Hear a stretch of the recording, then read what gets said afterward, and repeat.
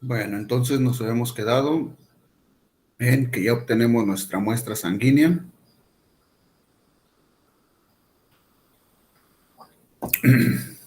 Y en este caso, pues nada más tenemos de dos tipos, ¿no?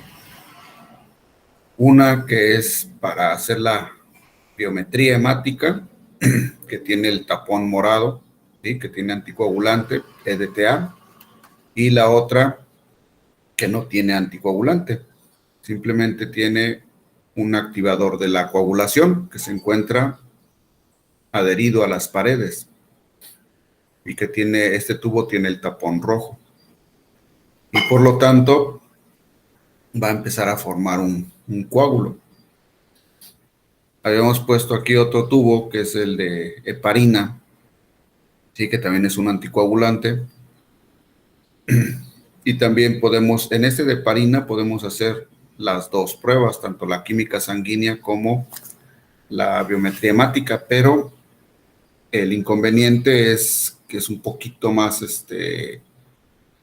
en cuanto a costos, se eleva un poco el costo cuando utilizamos uno de heparina y también es un poco más difícil de conseguirlo. Tanto el de tapón rojo como el de tapón lila son un poquito más comerciales. Ahora, les había comentado que investigaran qué diferencia hay entre el suero y el plasma. Dependiendo del tipo de muestra que nosotros vayamos a procesar, podemos llegar a tener suero, sangre completa o plasma. Primero, ¿cuál es la diferencia entre suero y el plasma? Porque aquí en la imagen los tubos se ven iguales, ¿no? ¿Cuál será la diferencia? En hay, en el primer tubo,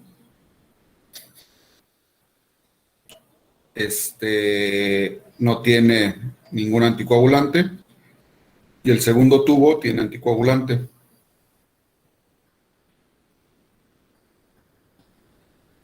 Ahí en el chat me pusieron que la coagulación, pues sí, obviamente la coagulación, pero ¿por qué a uno le llamamos suero y al otro plasma?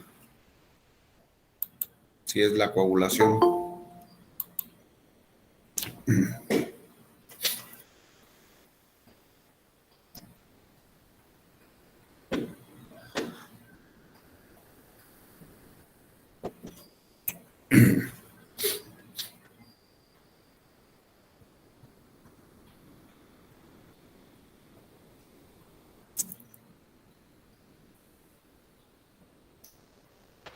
Pues busqué y decía que porque que el plasma es la sangre completa y sin las células y se obtiene por medio de la centrífuga.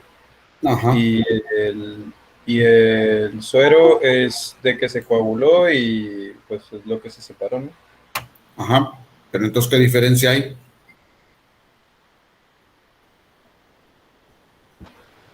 Que una se obtiene por una máquina y la otra se obtiene por naturaleza. No necesariamente. Por ejemplo, no se hace, ¿no? Pero el suero, aquí en ese tubo que es que no contiene anticoagulante, también lo podemos centrifugar y obtener suero. No es el proceso. Es porque el plasma contiene fibrinógeno y factores de coagulación, ¿no? Así Y el es, suero no los contiene. así es. Y entonces el plasma, el fibrinógeno y los factores de la cascada de la coagulación, que dentro de eso está el fibrinógeno, ¿sí? Eso es el más importante. Entonces los factores de la cascada de la coagulación se encuentran en el plasma y son proteínas. Entonces, si nosotros queremos medir las proteínas totales del plasma, de la sangre, ¿sí? ¿Cuál nos daría un valor más exacto? ¿El suero o el plasma? de la cantidad de proteínas que tiene ese individuo en la sangre.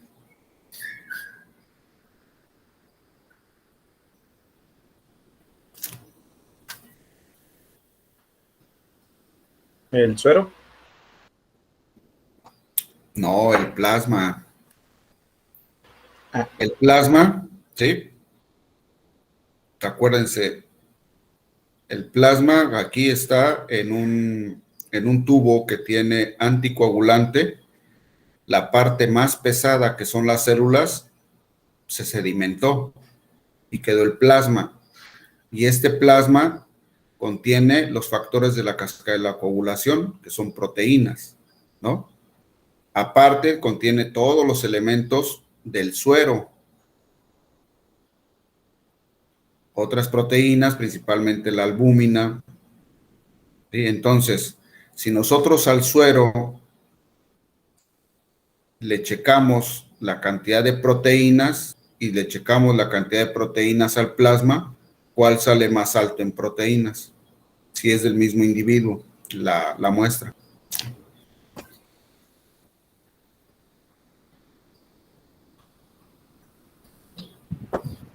Plasma.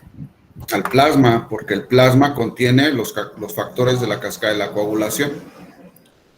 Ahora,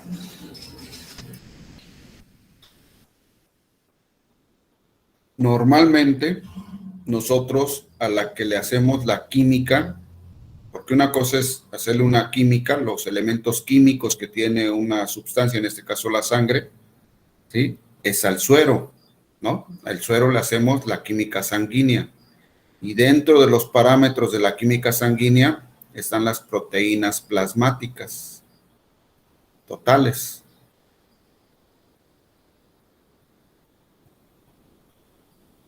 ¿Sí?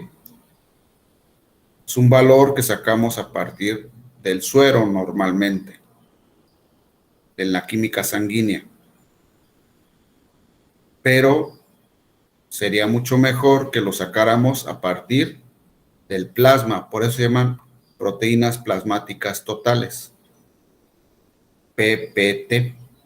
Es un analito que sale, que normalmente les digo, lo sacamos en la química sanguínea, pero que se debería de sacar o de valorar, ¿sí? Generalmente en tubos que tengan anticoagulante, porque así no perdemos los factores de la cascada de la coagulación.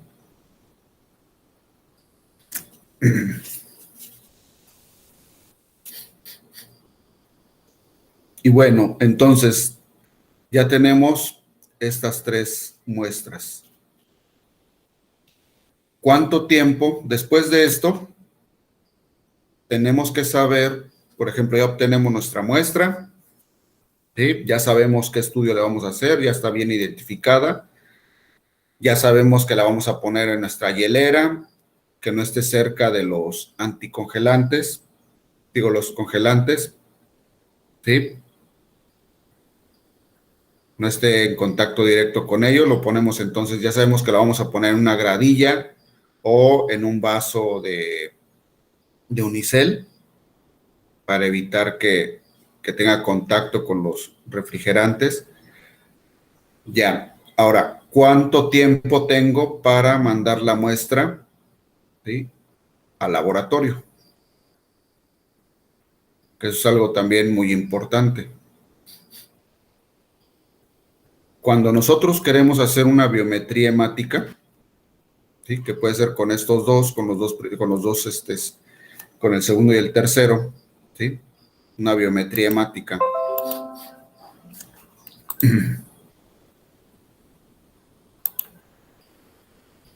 Con estos dos, nosotros lo que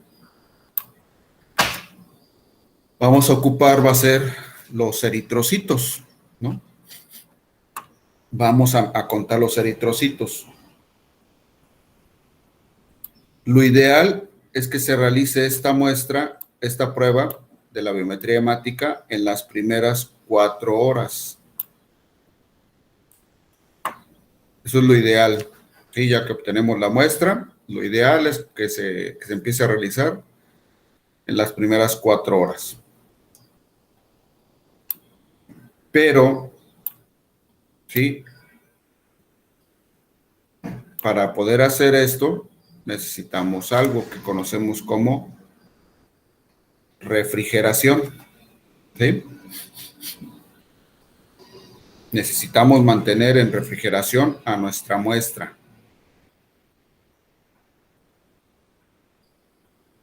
Y la refrigeración, ahí en el esquema, ahí dice que la refrigeración empieza a los 5 grados centígrados, ¿sí? Los valores por debajo, antes de llegar a 0 grados, que estén por debajo de 5 grados centígrados, es refrigeración. Nosotros generalmente tomamos como base 4 grados centígrados. Nunca queremos estar en el límite, ¿no? Entonces no podemos llegar a tener una muestra a 5 grados centígrados porque ya estaríamos en el límite donde podría llegarse a descomponer esa muestra, ¿sí? Entonces generalmente se manejan 4 grados centígrados. A 4 grados centígrados podemos llegar a tener una muestra bien conservada.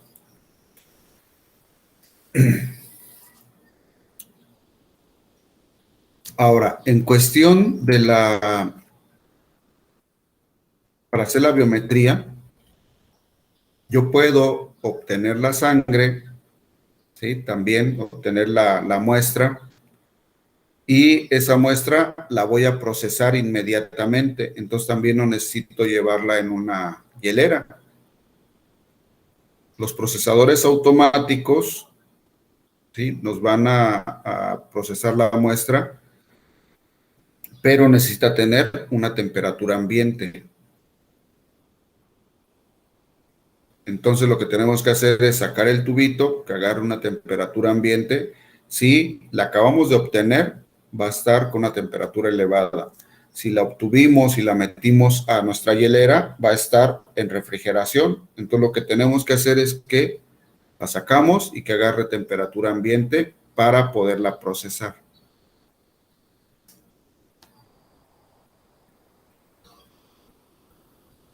Entonces, las primeras 4 horas a 4 grados centígrados, ¿no? Ahora, si no tenemos opción, ¿sí? Esta muestra podría llegarse a evaluar en las primeras 24 horas a refrigeración, si está en refrigeración, ¿sí? Si solamente no tenemos opción. Lo ideal es que se realice estudio en las primeras 4 horas. Si por X causa, por ejemplo, que nosotros nos encontremos en un lugar que está muy alejado del lugar donde vamos a realizar el análisis, pues ni modo, las primeras 24 horas tenemos de margen para poderlo realizar, ¿sí? Pero lo ideal son las primeras 4 horas. Eso es para la biometría hemática. Biometría hemática, ¿sí?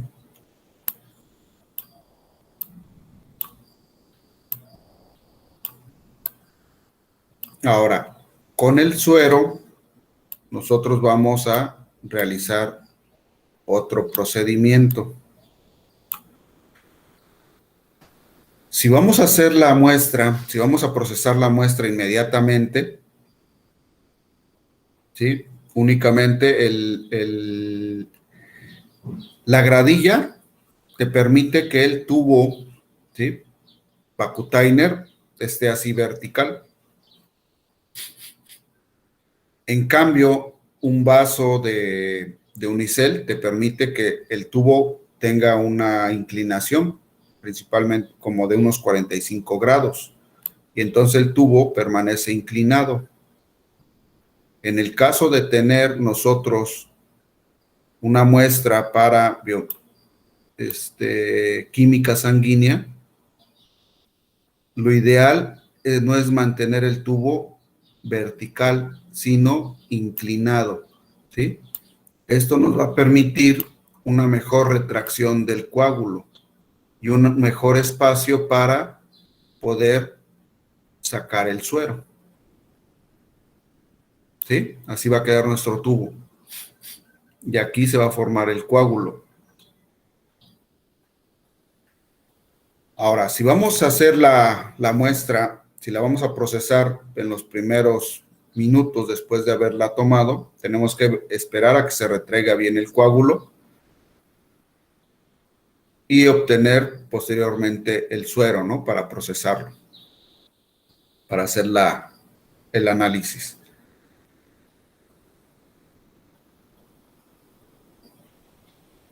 Profe, Sí. profe, disculpe, ¿cuáles Sí. dijo que tenían anticoagulante? ¿Cuáles tubos? Ajá. Este tiene EDTA.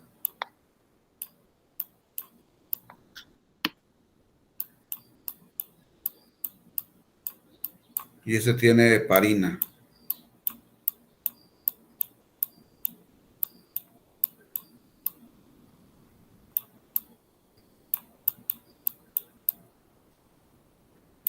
¿Sí? Y este no tiene. Ya últimamente nada más los tubos de tapón rojo contienen un activador de la coagulación, pero no todos. El coágulo se forma por sí solo.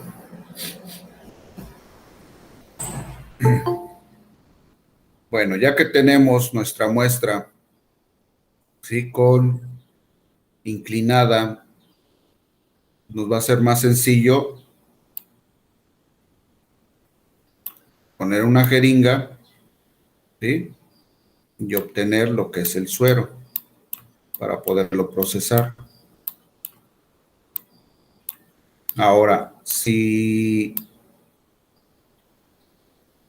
ese análisis que vamos a hacer de el suero, vamos a ver,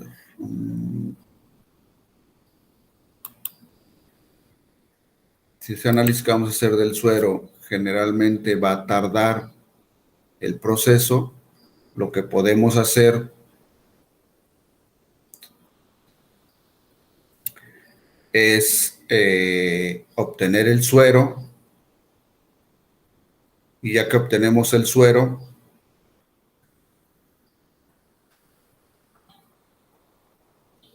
permítanme, aquí está.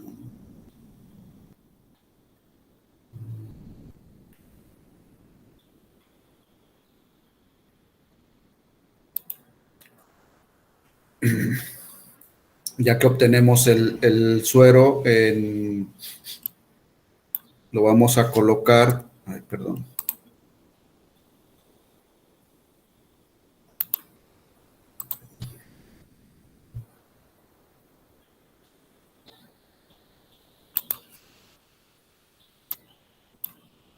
En otro tubo que no contenga nada, ¿no? Puede ser otro tubo de tapón rojo. Pero vamos a colocar el puro suero. De esta muestra que obtenemos acá, vamos a vertir el suero en un tubo nuevo, ¿no? De tapón rojo.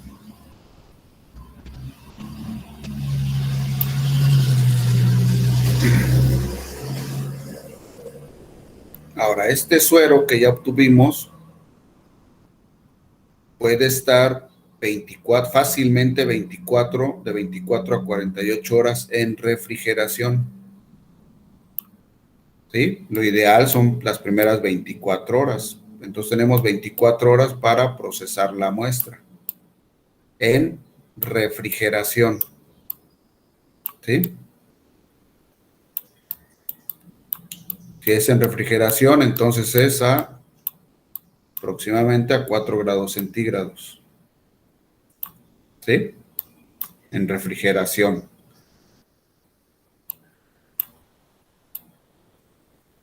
Ahora, si ese suero lo vamos a procesar después o queremos dejar esa muestra de referencia para otro estudio, se puede llegar a congelar.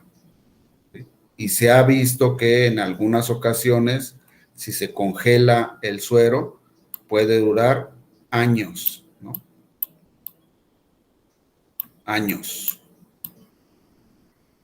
Inclusive han encontrado muestras de suero que llevan congeladas 5 o 6 años y todavía dan los mismos resultados, ¿sí? En congelación.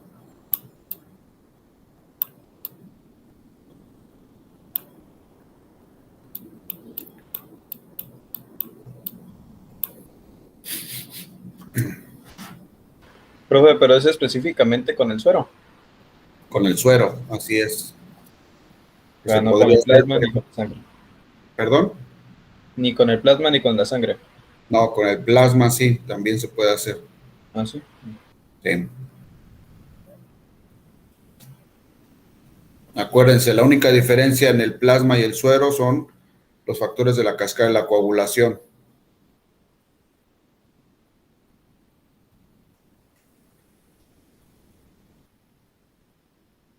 Y los factores de la cascada de la coagulación, cuando tenemos el plasma también se puede llegar a congelar y puede sufrir el mismo proceso, ¿no? Esa congelación puede, si lo congelamos, puede durar años. En refrigeración, el plasma, ¿sí?, también nos puede durar 24 horas, muy bien. Entonces, este plasma que está aquí, también le podemos hacer el mismo proceso. Se los explico con el suero porque es el que generalmente manejamos. Normalmente no usamos tubos que sean de tapón verde, que tengan heparina, ¿no? Se pueden utilizar, pero utilizamos más el de tapón rojo.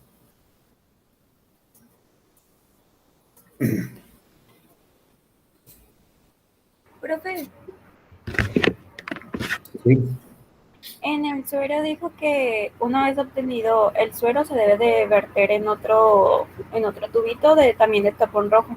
En el plasma sería verter, o sea, pasarlo a uno igual, un tubito de tapón rojo o uno verde. Sí, no, de tapón rojo, no. Ya, por ejemplo, Ok. ya tiene el anticoagulante, ya el plasma no se va a coagular, ¿sí? Tiene heparina. Entonces, de nada sirve que gastes otro tubo de heparina, porque ya tiene heparina ese plasma. ¿Sí me explico? Sí, gracias. Lo puedes poner fácilmente en un tubo de color rojo, que es mucho más barato que el tubo de heparina.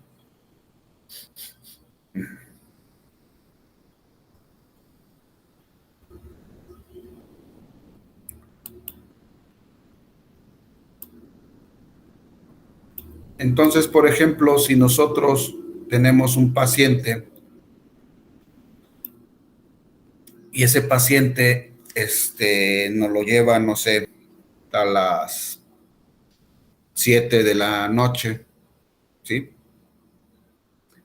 ¿Le toman o no le toman la muestra de sangre si la tenemos que llevar al laboratorio? El laboratorio no lo tenemos ahí para hacer la biometría. ¿Le toman o no le toman la muestra? No. Lo ideal sería tomársela a una hora que el laboratorio aparte esté abierto, tengamos acceso mucho más rápido a él y que se procese la muestra en las primeras 4 horas, ¿no? ¿Sí? Porque después de las 4 horas ya va a sufrir algunos cambios. Entonces, sí, lo ideal es no tomársela, esperarse hasta el día de mañana y tomársela cuando ya tengamos al laboratorio abierto, ¿no? Eso es lo ideal. Bueno, así es como vamos a conservar las muestras y esos son los tiempos que nosotros tenemos para procesar las muestras, ¿sí? ¿Qué pasa, por ejemplo, si yo tengo la formación de mi coágulo, ¿sí?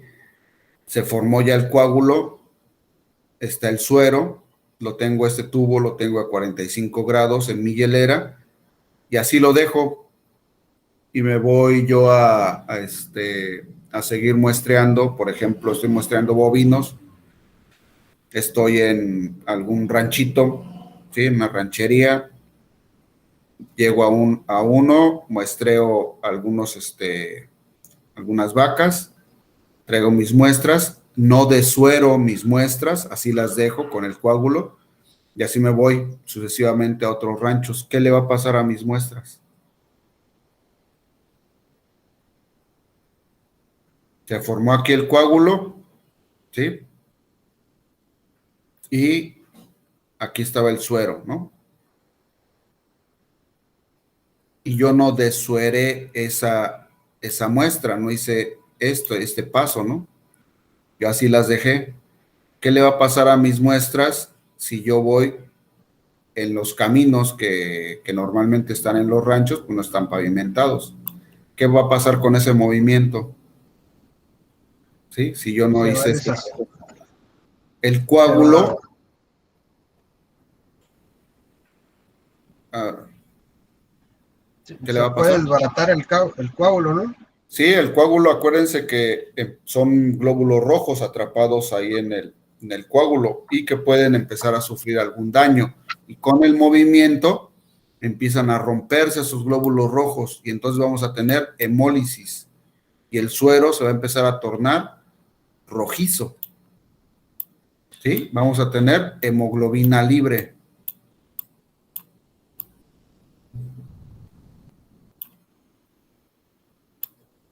¿Sí? Vamos a tener hemoglobina. Por ese movimiento que tiene el coágulo, ¿sí? Vamos a romper glóbulos rojos y vamos a tener hemoglobina libre. Y entonces el suero se va a ver rojizo.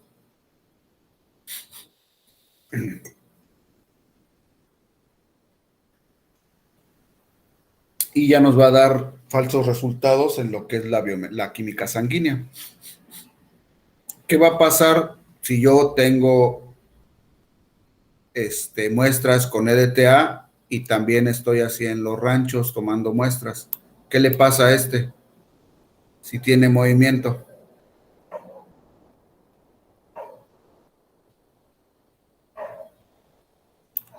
¿Qué le va a pasar al tubo con EDTA?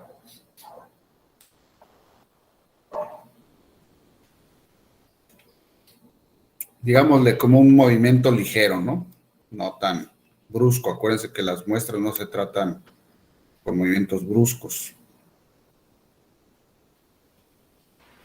No, pues no sé. No, a esta no le va a pasar nada. Sí, acuérdense que esta cuando nosotros la vamos a procesar, generalmente les hacemos un movimiento. ¿Sí? Acuérdense, no deben de ser movimientos bruscos, movimientos ligeros, pero la tenemos que mover cuando la obtenemos para que se impregne con el EDTA.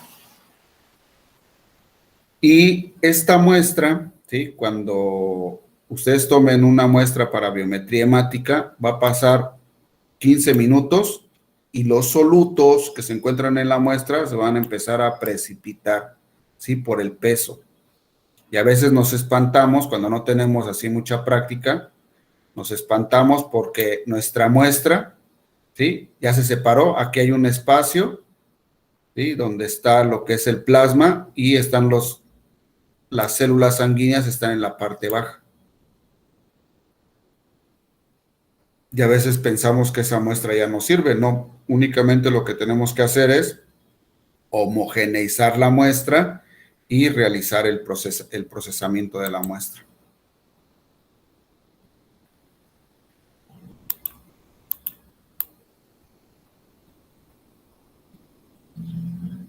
¿Sí? Por gravedad, los glóbulos rojos generalmente van a tender a bajar y se va a separar del plasma. Los glóbulos rojos lo vamos a ver así como el tercer tubo. Entonces, lo que tenemos que hacer antes de procesar la muestra, homogeneizar.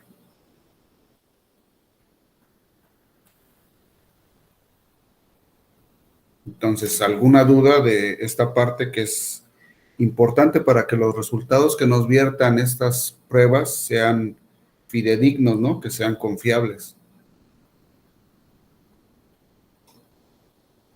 Entonces ya sabemos cómo vamos a obtener la muestra y cómo vamos a evitar la hemólisis, cómo la vamos a transportar y cómo durante ese transporte, cómo la vamos a conservar esa muestra, ¿no? Y cuánto tiempo tenemos, que es algo muy importante.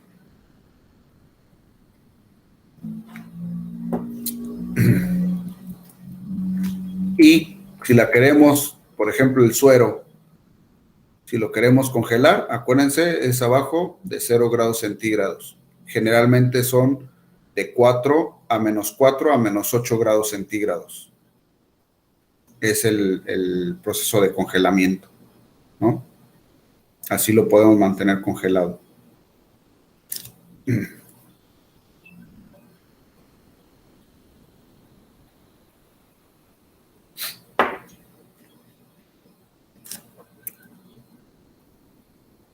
Entre menos 4 y menos 8 grados centígrados.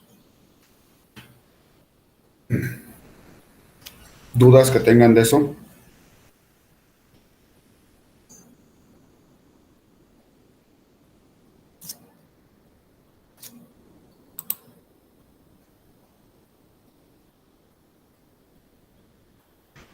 Sí, creo, claro, que Bueno.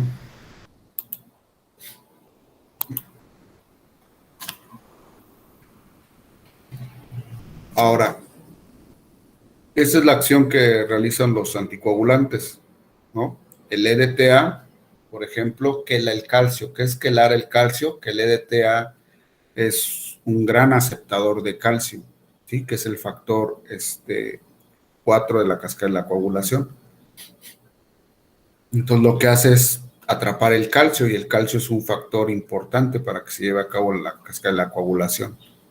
Entonces, eso es lo que hace el EDTA. Y la heparina, que es mucho más eficiente que el EDTA para la formación de coágulos, va a inactivar al factor antihemofílico B, que es el factor de crismas. También va a afectar al factor antihemofílico C, que es la tromboplastina plasmática. El factor 10, que es el factor de Stewart-Power, ¿sí? Pues el factor que también nosotros conocemos como el iniciador de la vía, de la tercera vía de la cascada de la coagulación, ¿sí? Y también va a afectar al factor de Hagemann, que es el activador de la vía intrínseca de la cascada de la coagulación. Entonces, pues inhibe varios factores de la cascada de la coagulación, y por eso es que es mucho mejor anticoagulante, ¿no? que el EDTA.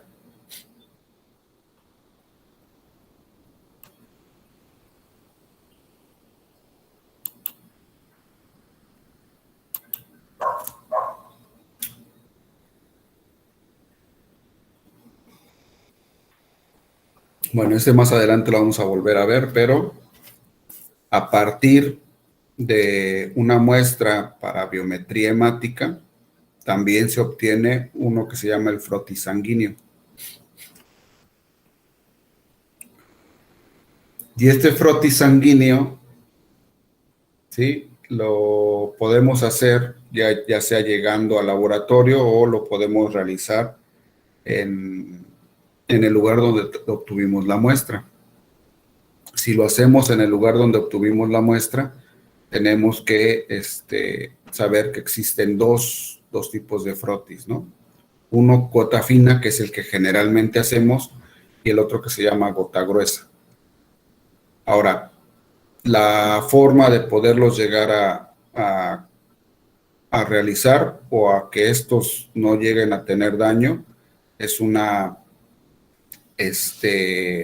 prefijación, ¿sí? Y eso se hace en alcohol.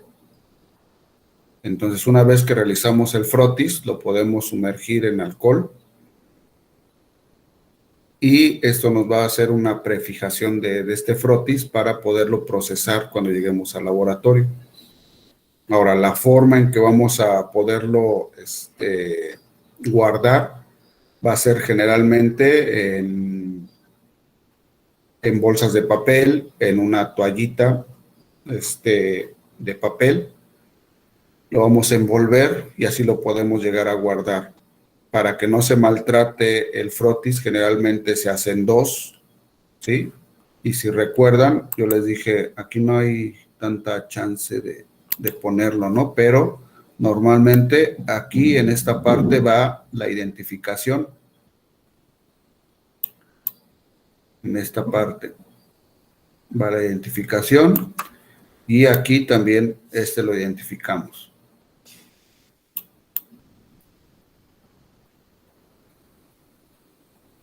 Entonces, y lo identificamos generalmente con un pedacito de tela adhesiva, ¿no? Eso hace que si nosotros vemos a estos portaobjetos, ¿sí? De perfil, vamos a ver algo así, ¿no? Que es el portaobjetos, ¿sí? Ay, perdón, me salió chueco. Y vamos a ver la pequeña etiqueta que está a un costado, ¿sí? Así, de perfil se va a ver así. Entonces, ese pequeño espacio que nos da la etiqueta nos va a servir para que nosotros podamos empalmar el otro frotis, perdón, el pulso, no me salen bien los portaobjetos, que tiene esta otra etiqueta aquí, ¿sí? Y si nosotros los empalmamos, va a quedar un pequeño espacio entre ellos que va a evitar que se toquen las muestras. Y este pequeño espacio. Y eso nos va a permitir, ¿sí? No juntar las muestras. Esta la vamos a poner, las vamos a proteger con una toallita, las vamos a envolver estas toallitas de papel o una servilleta o un pequeño sobre, ¿no? De papel. Las vamos a colocar ahí y ya no se lastiman los frotis. ¿Sí? Pero tenemos que hacer una previa fijación en alcohol para que nos perduren estos frotis. Ahorita más adelante vamos a ver cuál es la técnica para poderlos realizar.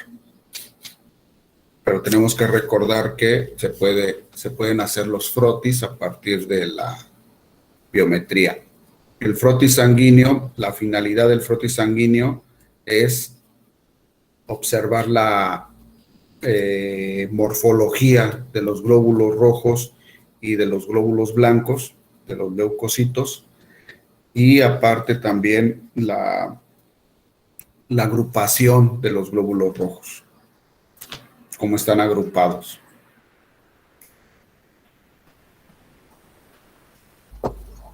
Esa es la finalidad, morfología eritrocítica, la agrupación y también la morfología de los leucocitos.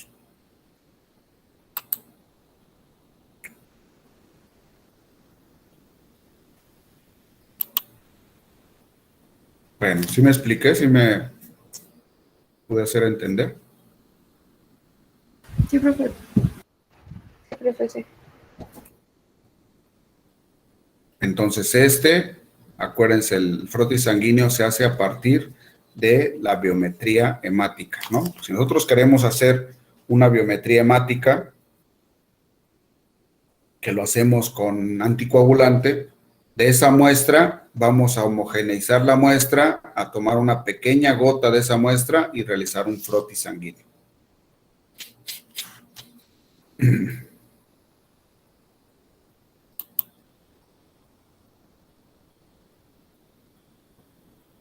Bueno, y esto es lo que vamos a observar en un frotis sanguíneo, ¿no? Lo vamos a ver al microscopio y eso es lo que queremos observar. Morfología eritrocítica y morfología de los glóbulos blancos, ¿no? Y agrupación de los glóbulos rojos. Acá tenemos otra muestra, ¿sí? En este caso tenemos, estos parecen tripanosomas, esos que se ven aquí, que podemos llegar a encontrar en algunas ocasiones hemoparásitos, ¿no?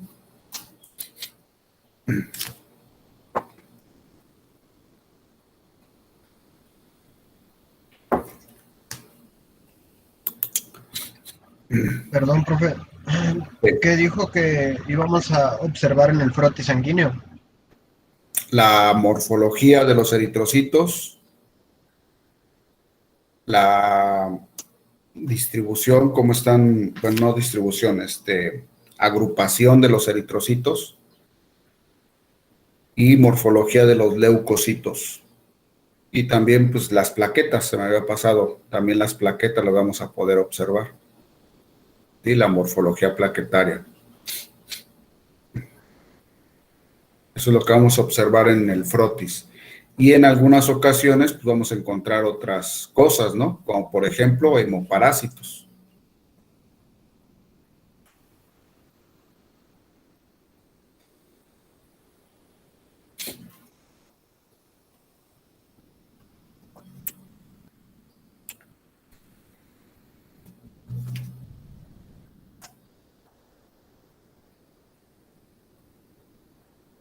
Y bueno, la química sanguínea, esto nada más es un pequeño recordatorio de lo que ya hemos visto. La química sanguínea la hacemos normalmente sin anticoagulante.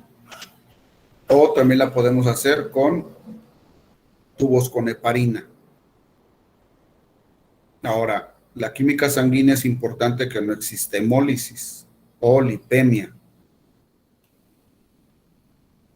Vamos a estudiar el metabolismo general, podemos también encontrar o medir los electrolitos y generalmente es para funciones orgánicas, cómo están funcionando los órganos y nos vamos a enfocar principalmente en el riñón, hígado, páncreas y también nos da perfiles hormonales. También podemos, estos son algunos ejemplos, ¿no? Porque también nos podemos llegar a medir la actividad de los músculos, actividad muscular.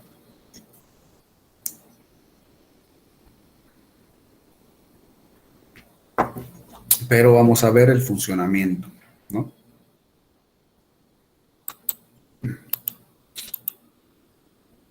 ¿Alguna duda con lo de la toma de muestras hematológicas? Profe, Sí. dijo que la química sanguínea era sin heparina y sin anticoagulante. No, con heparina o sin anticoagulante. Era lo que Ok. veíamos Y es acá. para ver la función. Era lo que veíamos acá. Ok. La heparina, ¿sí? Que casi no la llegamos a utilizar. Un tubo que tenga heparina podemos hacer la química sanguínea y la biometría hemática.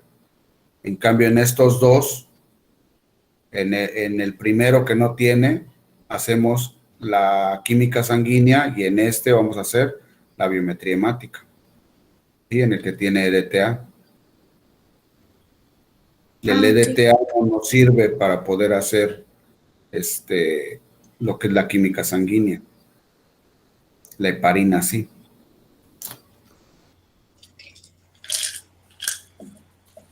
¿Alguna otra duda que tengan?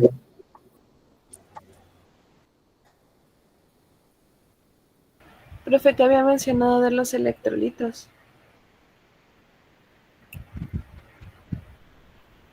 Que nada más dije que era un analito que también se puede medir a partir de la química sanguínea.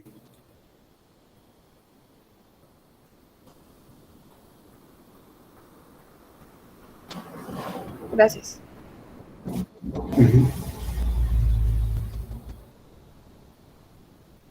Ahora, los analitos, bueno, en la química sanguínea, cada uno de lo que mide, cada una de las cosas que mide, se le conoce como analitos.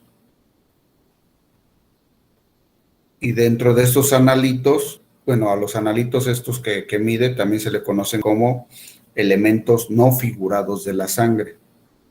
En cambio, a las células, la biometría hemática, medimos los elementos figurados de la sangre. Sí, que son las células.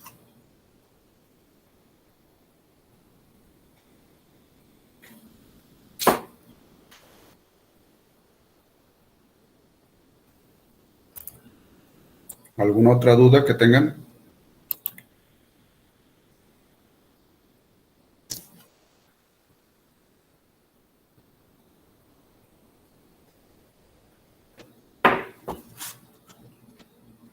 Profe, ¿No? ¿qué es la lipemia? La lipemia, lípidos en la sangre. ¿Por qué puede existir lipemia? Eso ya lo vimos.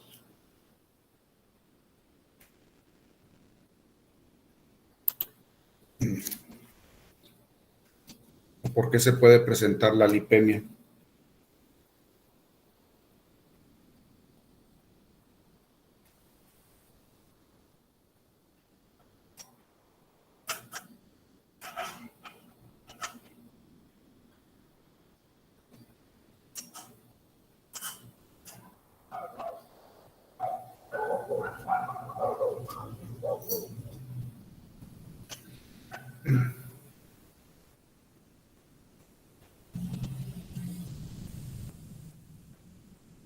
A ver, eso ya lo habíamos checado las clases pasadas.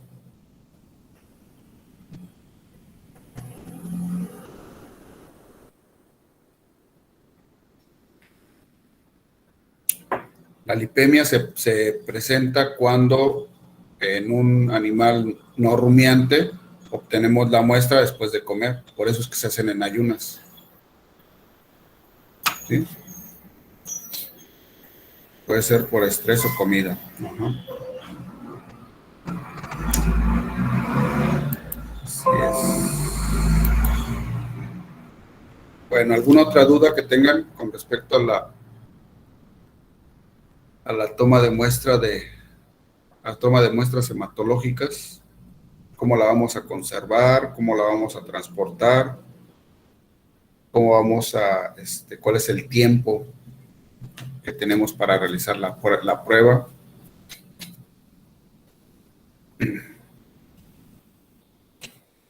¿No?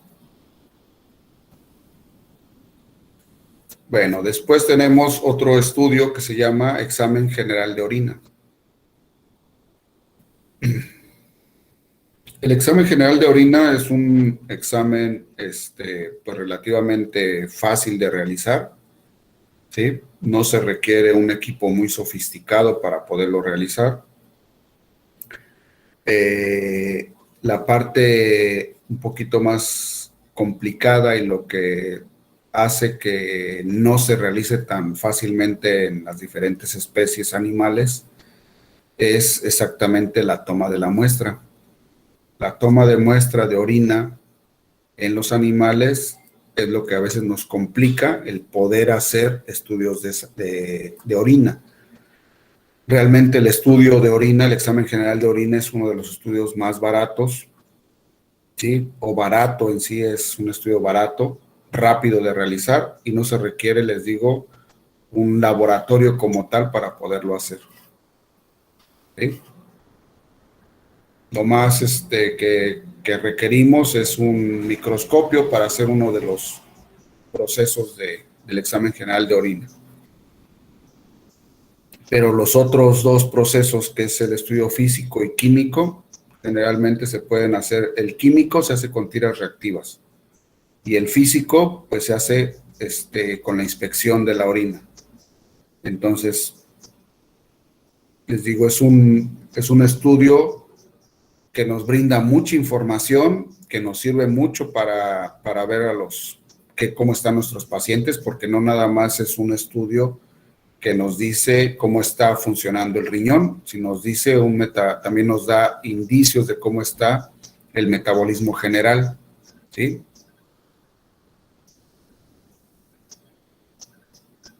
Entonces, sí. Era el químico se hace con las tiras reactivas y el físico, ¿cómo? El físico con la inspección. Ah, ok, gracias. Son tres. Después, cuando veamos el examen general de orina, como tal, los vamos a repetir, ¿no? Los vamos a ver cada uno de los pasos. Pero al examen general de orina se les hace 3 estudios: el físico, químico y el de sedimento o microscópico.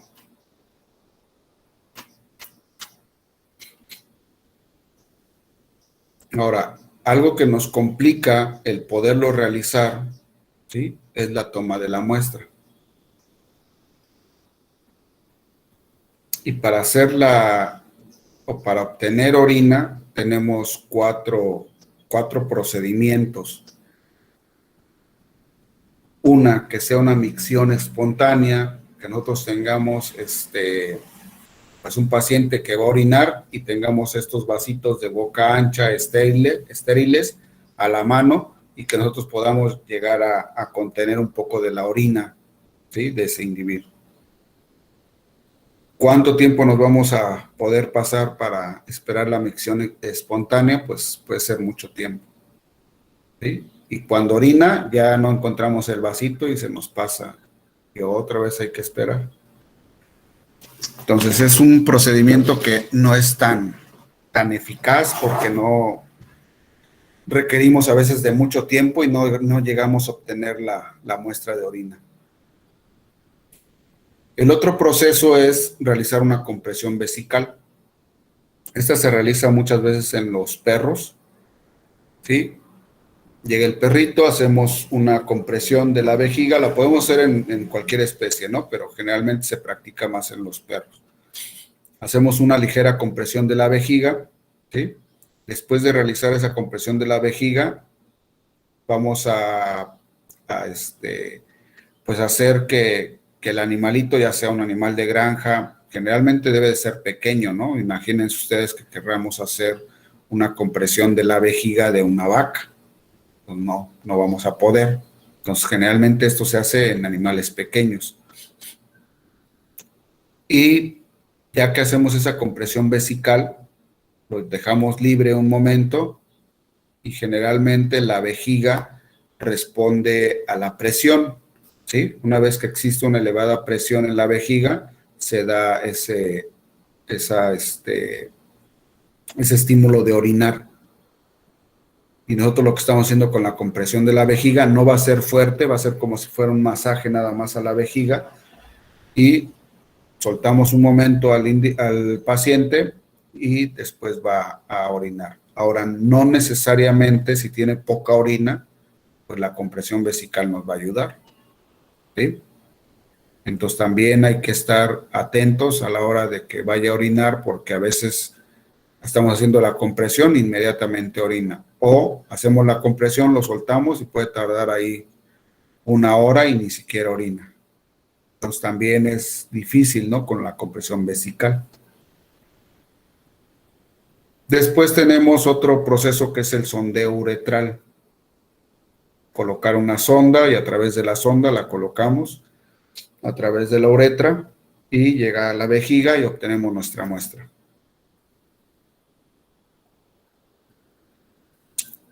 Es un proceso que no fácilmente se van a dejar hacer los pacientes.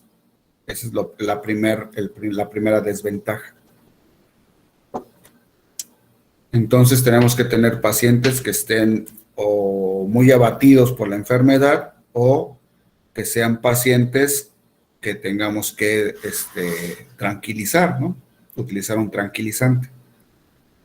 Entonces, es otra desventaja, utilizar un fármaco para poder obtener una muestra. Y uno de los grandes problemas con el sondeo es que la uretra generalmente se divide en 3 porciones, ¿no? Una uretra peniana, en el caso de los machos, en el caso de las hembras, una uretra vaginal, ¿sí?, que es muy corta. Después sigue la uretra, una porción de la uretra que es la uretra inguinal, ¿sí?, y abdominal hasta llegar a la vejiga. Las primeras 2 porciones, de craneal a caudal, que es la abdominal y la inguinal, generalmente esas porciones de la uretra no tienen bacterias, son asépticas. Y la última porción sí llega a tener cierta cantidad de bacterias. Entonces, ¿qué va a pasar si yo sondeo a un paciente que está pues clínicamente sano de la vejiga y de las primeras porciones de la uretra?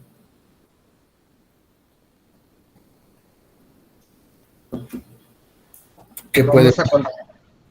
Vamos a contaminar la vejiga. Puede llegarse a contaminar la vejiga o las dos primeras porciones de la uretra a través de un sondeo, porque por arrastre yo puedo llevar esas bacterias que están en la primera porción de la uretra, ¿sí? Viéndolo desde el exterior, la primera porción, que es la parte ya sea vaginal o peneana, es la que está contaminada y yo puedo por arrastre mandar esas bacterias hasta la vejiga, ¿no? O a otras partes de la uretra. Y si ese paciente está comprometido su sistema inmune, pues fácilmente o posterior a la toma de la muestra, podemos empezar a encontrar infecciones a ese nivel, ¿sí? Provocadas por el sondeo uretral.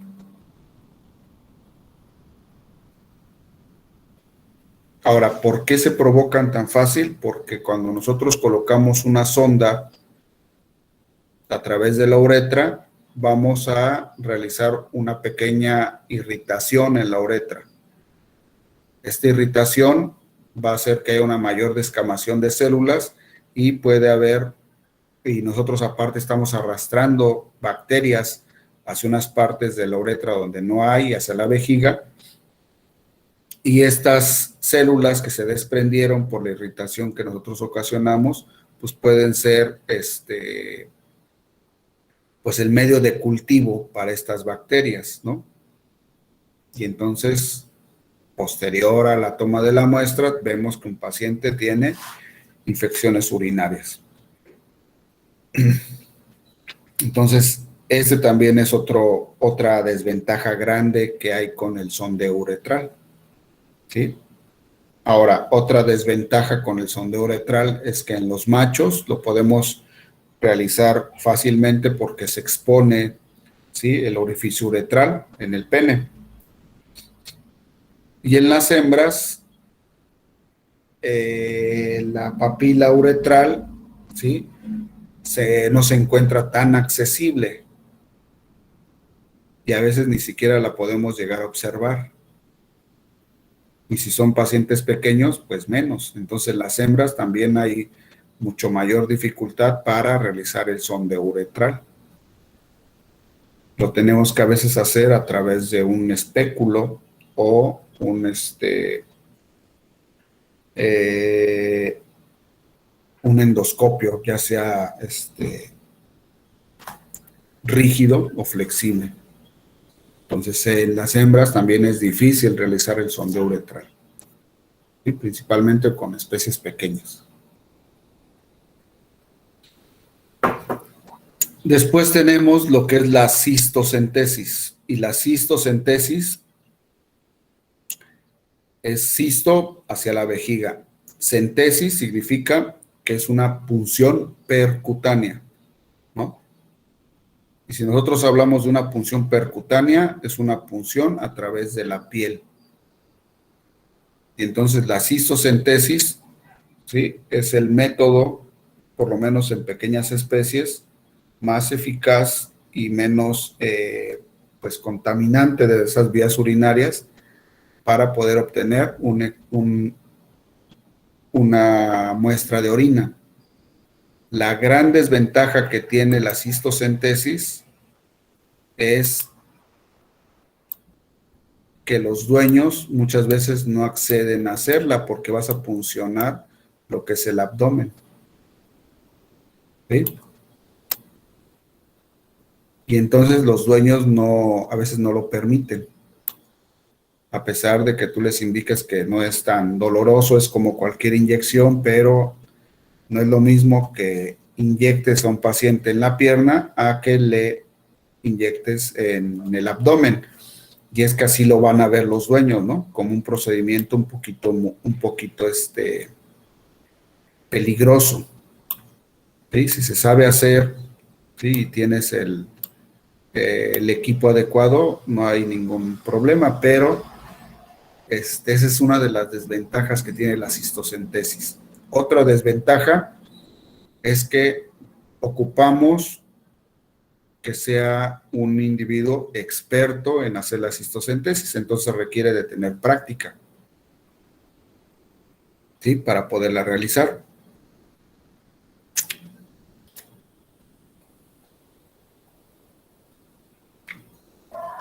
Y se puede hacer a través de manualmente, ¿sí? Nosotros manualmente localizamos la vejiga, la fijamos y realizamos la cistocentesis, o se puede hacer a través de el ultrasonido, ¿no? Una guía a través del ultrasonido para realizar la cistocentesis.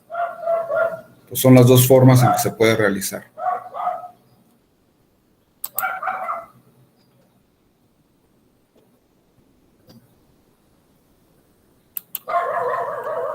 Bueno, así es como se hace el sondeo uretral. Generalmente aquí lo están haciendo en un gato, ¿sí? En los gatos, lo que dificulta hacer el sondeo uretral es el tamaño de la sonda.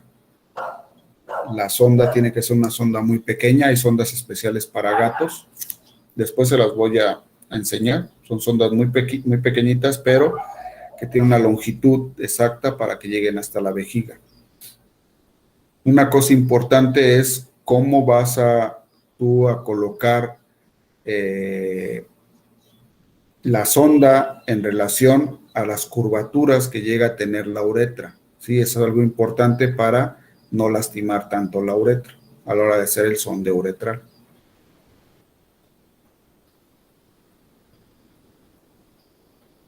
En este caso, por ejemplo, lo primero que tenemos que hacer en el caso de los machos, desenvainar el pene, se ve el orificio uretral y pues se coloca, ¿no?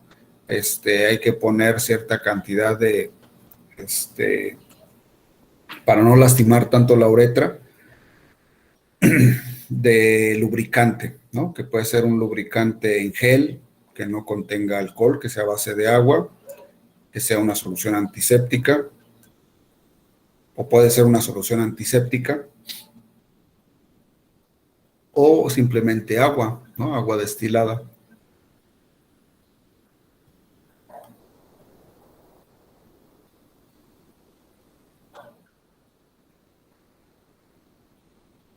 Y la sonda, pues una vez colocada, pues vamos a poder extraer la orina. La presión que vamos a hacer para obtener la muestra debe de ser suave para no colapsar. Si es que la sonda no llega hasta la vejiga, se puede colapsar la uretra y no obtener muestra. Entonces, para que no suceda eso, tenemos que hacer una extracción suave de la orina.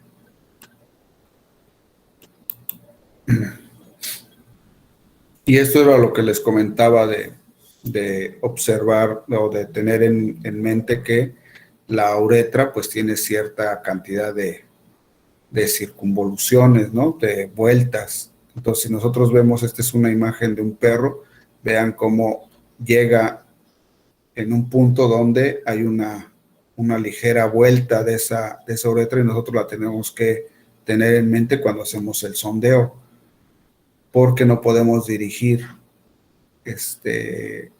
recto esa sonda. La sonda, entonces, debe de ser una sonda flexible para que pueda dar esa vuelta que tiene en el caso de los perros. Y en el caso de los gatos, el pene es perineal, ¿no? Al lado del ano, y generalmente está dirigido hacia caudal. Y generalmente la vuelta que da, en el caso de los gatos, es diferente. Ahorita se las voy a más o menos a dibujar. En el caso de los gatos tenemos el pene aquí, y entonces la vuelta que da esa uretra es así más o menos, ¿no? Me pasé un poquito hacia arriba, pero más o menos tiene una curvatura al inicio, y después y posteriormente tiene otra curvatura ligera, Y aquí me pasé un poquito en esta parte, pero más o menos así es como está la curvatura de la uretra en el caso del gato. ¿Sí?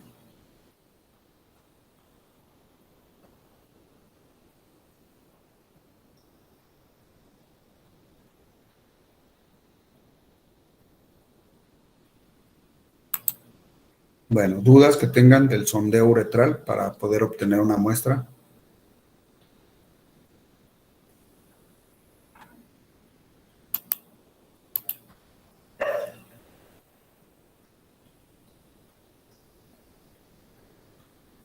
Ese sondeo uretral para obtener muestras de orina generalmente se practica tanto en los perros como en los gatos, ¿no? Más común realizarlo ahí.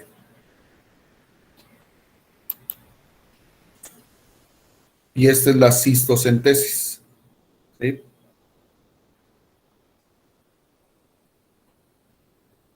Ahora, ¿cómo realizamos la cistocentesis? Dejen ver, vamos a ver. Primero tenemos que localizar la vejiga, ¿no? Y para localizar la vejiga,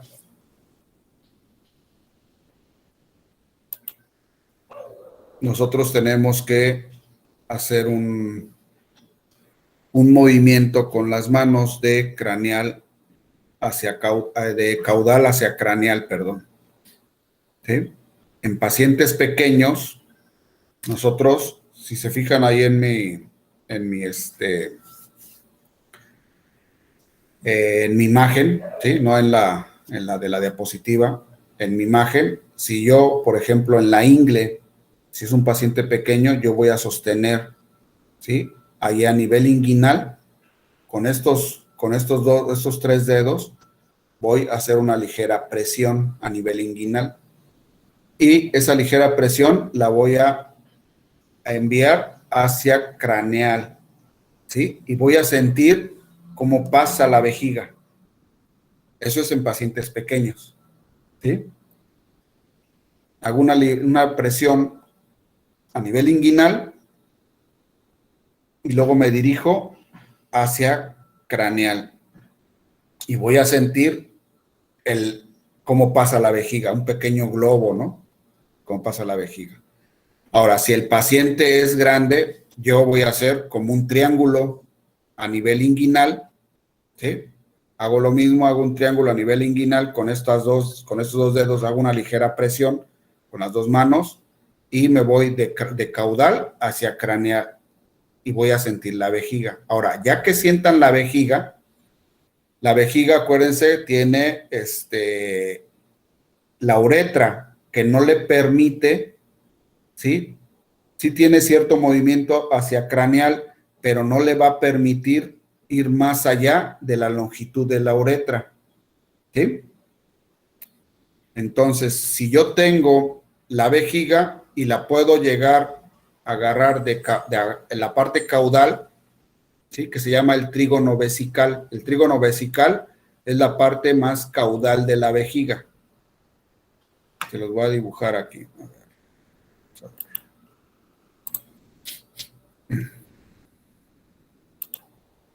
Entonces, nosotros tenemos, supongamos que esta es la uretra,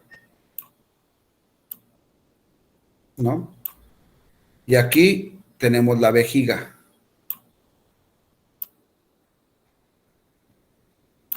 ¿Sí?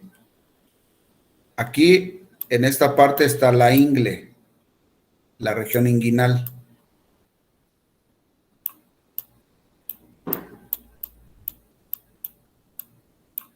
¿Sí? Entonces esta parte es la parte caudal y aquí está la parte craneal, ¿no? Entonces yo presiono en esta parte, esta que está aquí es el trígono vesical. Vamos a ponerla de diferente color.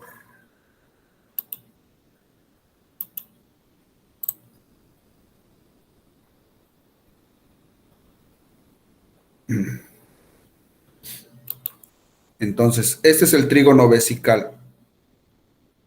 Esta parte, por ejemplo, cuando la vejiga está vacía, generalmente se va hacia la ingle, hacia la región inguinal, y cuando se llena se va hacia la región abdominal, ¿sí? Región abdominal caudal, generalmente caudal ventral.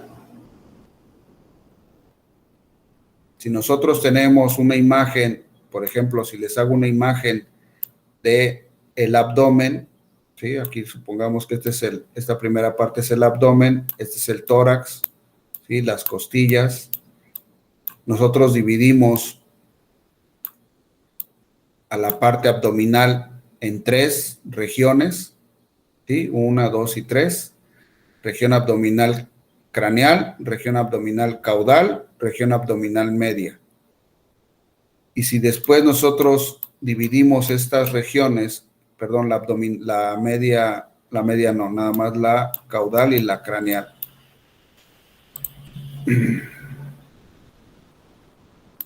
Las dividimos así.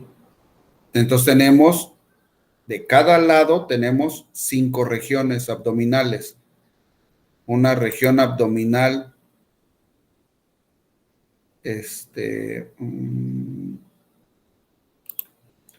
esta que está aquí es una región abdominal, craneal, dorsal, ¿sí? Entonces, de acuerdo a esto, ¿en qué región se encuentra la vejiga?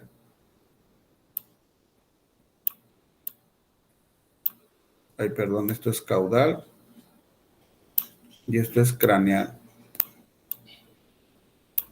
Esto es dorsal y esto es ventral.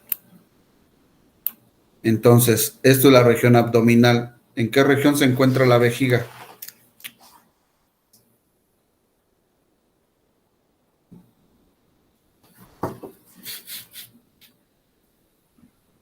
Caudal ventral. Así es, la región abdominal, caudal, ventral. Ahí vamos a encontrar la vejiga. ¿Sí? Aquí. Aquí la vamos a encontrar. Cuando la vejiga está llena. ¿Sí? Cuando tenemos una gran cantidad de orina aquí en la vejiga, aquí la vamos a encontrar. Si no tiene orina la vejiga, la encontramos en la región inguinal, aquí chiquita. ¿Sí? Es por eso que nosotros, de aquí desde la región inguinal, hacemos una ligera presión hacia craneal, ¿no? De caudal a craneal.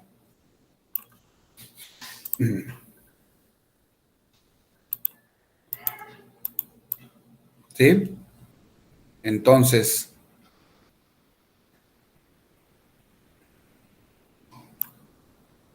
tenemos a la vejiga, la sujetamos del trígono vesical, ¿sí? Y la dirigimos hacia craneal y vamos a fijar la vejiga. Con ese movimiento que nosotros hicimos de presión desde la ingle hacia la región abdominal, fijamos la vejiga, la tenemos sujeta. ¿Sí? Y vamos a puncionar en un lugar donde sea, pues que tenga menor resistencia. ¿Sí? Por ejemplo, si nosotros queremos funcionar en línea media ventral, generalmente va a haber una mayor resistencia. Generalmente entonces se va a funcionar a un lado de la línea media, donde va a haber menor resistencia, que es aquí como lo están haciendo, ¿no? Esta es la línea media y a un lado de la línea media, una vez que sabemos dónde está la vejiga, se puede puncionar. Ahora, para puncionar es igual que cualquier otra punción, ¿no? Cualquier punción, lo primero que debemos de hacer es tener asepsia. Y entonces vamos en caso de los pacientes, de nuestros pacientes, si tienen pelo, hay que rasurar, hay que poner un antiséptico, ¿sí? Y la aguja debe de ser una aguja nueva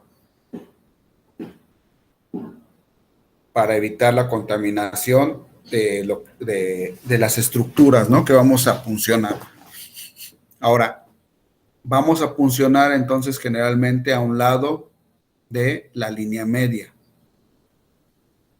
Y vamos a dirigir, ¿sí? Esta parte es importante. ¿Cómo va a ser la dirección de la aguja? La dirección de la aguja, ¿sí?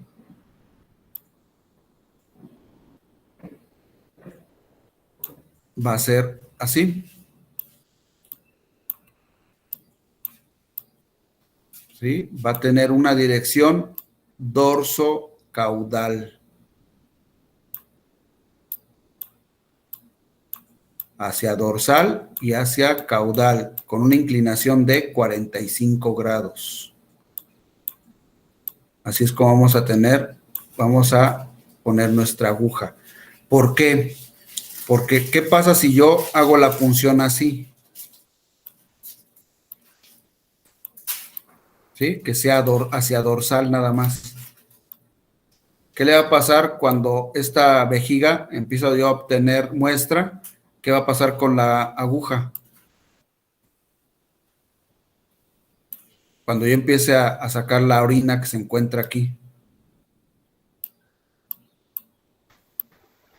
Va a tender a moverse hacia caudal, ¿no? Hacia caudal, ajá. Reduciendo. Y entonces nuestra aguja se va a salir, ¿sí? Por eso es que es importante la posición. La dirección de la aguja debe de ser dorso-caudal, ¿no? Dirigida principalmente hacia el trígono vesical, que es este de aquí, para obtener una mayor cantidad de orina. Recuerden que estamos con pacientes generalmente enfermos y que la producción de orina pues es poca generalmente porque casi siempre hay deshidratación. Y entonces para poder obtener una buena cantidad de muestra, pues lo tenemos que hacer de esta forma.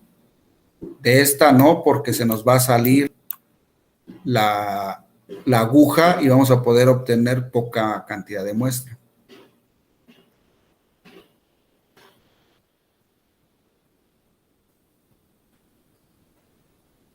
¿Sí? Entonces, localizar la vejiga. Primero todos los pasos de la asepsia, ¿no? Tener un lugar aséptico. Aquí otra cosa que yo estoy observando es que como es un procedimiento que puede llegar a ocasionar contaminación, siempre debe de hacerse, en particular, debe de hacerse con guantes. Si estás trabajando, por ejemplo, eso fue algo que me faltó mencionarles cuando estamos trabajando con pruebas de sangre. Si tienen la posibilidad de hacerlo con guantes, se debe de hacer con guantes, ¿sí? Más vale que pequemos de precavidos que nos lleguemos a enfermar de algo. Entonces, si van a tomar cualquier tipo de muestra, utilicen guantes. En este caso, los guantes es algo obligatorio porque estamos haciendo una punción, ¿sí? Hacia la cavidad abdominal. Ahora, localizamos la vejiga, fijamos la orina hacia craneal, ¿sí? Puncionamos a un lado de la línea media, ¿sí? Obtenemos la muestra.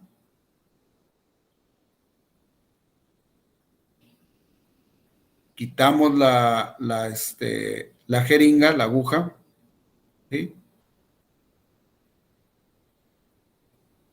Y nuevamente ponemos el antiséptico, ¿sí? Ese es el procedimiento para realizar la cistocentesis.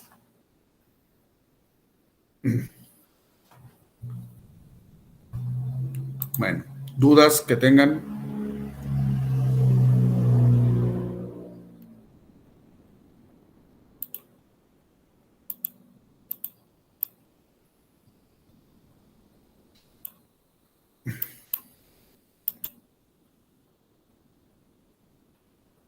¿Dudas? En este último procedimiento también se tiene que administrar fármacos al alimento, También se tienen que administrar, ¿qué, perdón? a medicar al animalito. Sí, sí lo tenemos que medicar. ¿Para, para qué la medicación? No, no entiendo para qué. O sea, sí tenemos problemas con que se muera con otra, el sondeo retral. No se alcanza a escuchar bien.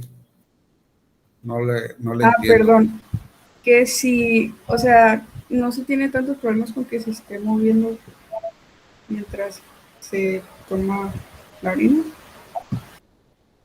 Este procedimiento se tiene que tomar como una inyección, como si tú aplicaras una inyección a un animal. Realmente es eso, nada más que es hacia la cavidad abdominal. Entonces, lo más conveniente es no tranquilizar ni anestesiar a un paciente para poderlo realizar, porque es una nada más, es como si lo inyectaras. De hecho, es menos doloroso porque la musculatura es a veces lo que hace que duela. Entonces, este procedimiento debe de ser menos doloroso que una inyección intramuscular. ¿Sí? Era lo que yo les comentaba, Jocelyn, que nosotros creemos que por ser en cavidad abdominal va a doler más, pero esa es una creencia que nosotros traemos porque nos da cosa, ¿no? Vemos y creemos que va a doler más que una inyección normal. Una inyección intramuscular duele más que una toma de muestra por cistocentesis. Claro está que si la sabes realizar, ¿no? Si tienes la práctica para poderla realizar.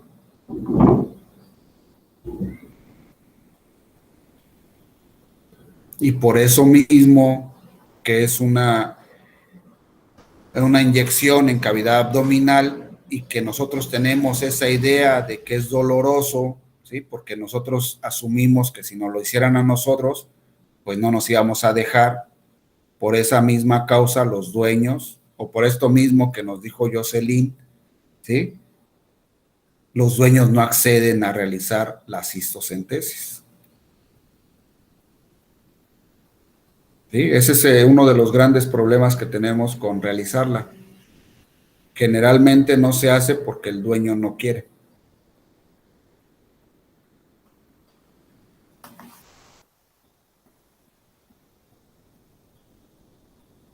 Ahora, algo que tenemos que tomar en cuenta muy bien en la cistocentesis es que exista orina.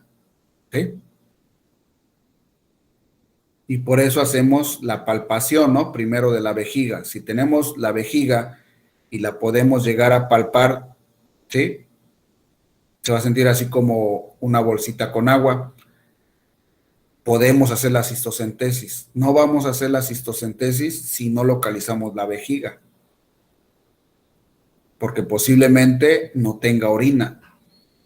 Y uno de los grandes inconvenientes en nuestros pacientes es que cuando un paciente de nosotros se enferma, generalmente deja de comer, tiene anorexia o hiporexia, come poco y deja de tomar agua. Y nuestros pacientes generalmente están deshidratados. Y si estás deshidratado, no producen orina. Entonces, ¿cómo vamos a obtener una muestra de orina para saber cómo está nuestro paciente si no están produciendo orina? Sí, ese es otro gran inconveniente. Nuestros pacientes se deshidratan muy fácilmente o se deshidratan durante el proceso de enfermedad y no están produciendo orina.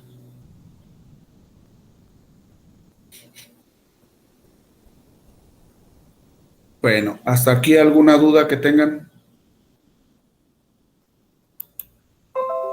del examen general de orina? ¿Cómo vamos a tomar la muestra?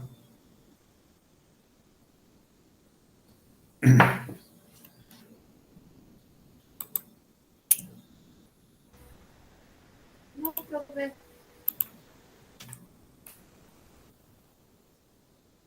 ¿No? Bueno, entonces, hasta aquí le vamos a dejar y vamos a la próxima clase, vamos a seguir con cómo vamos a procesar esta muestra, ¿no? De orina. O qué es lo que requerimos para poderla empezar a procesar. El jueves tenemos una clase de 1 hora. Va a ser una clase, si ya revisaron ahí la plataforma, ahí les puse una actividad que es una actividad asincrónica. ¿Sí? Asincrónica se refiere a que la van a poder ver durante todo el día del jueves, a cualquier hora. La pueden realizar a cualquier hora. Lo que sí les pido es que sí chequen su asistencia a la hora de clases. ¿Sí?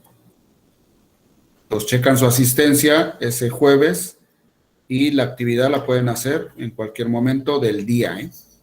Del día. Por eso es que es una actividad asincrónica.